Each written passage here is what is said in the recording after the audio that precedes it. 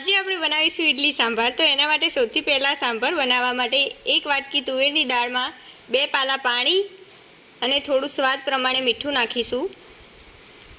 પછી એને કુકર પર મૂકીને 3-4 સીટી વાગવા દઈશું। તેનો વઘાર કરવા માટે ડુંગળી અને ટામેટું કટ કરીને રાખ્યું છે। એક કઢાઈમાં થોડું તેલ લઈને તેમાં રાઈ, જીરું, હિંગ, હળદર, મીઠો લીમડો એ બધું નાખીશું। પછી થોડી ડુંગળી અને ટામેટાં નાખીશું।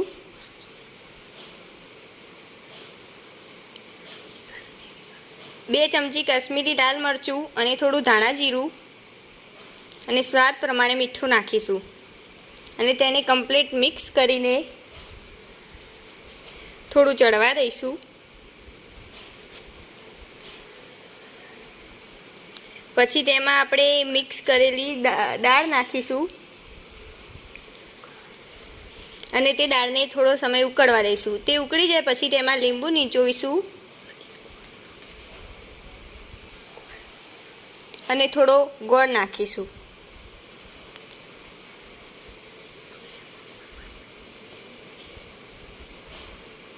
હવે તેમાં થોડા લીલા ધાણા અને ગરમ મસાલો નાખીશું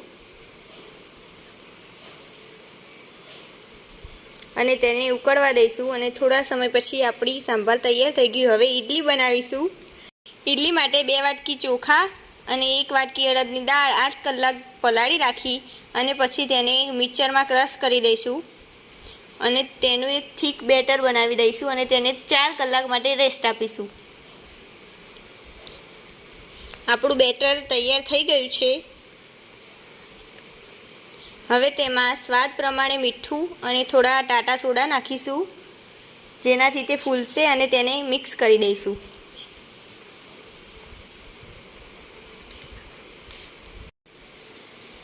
હવે આને આપણે કમ્પ્લીટ મિક્સ કરી દીધું છે।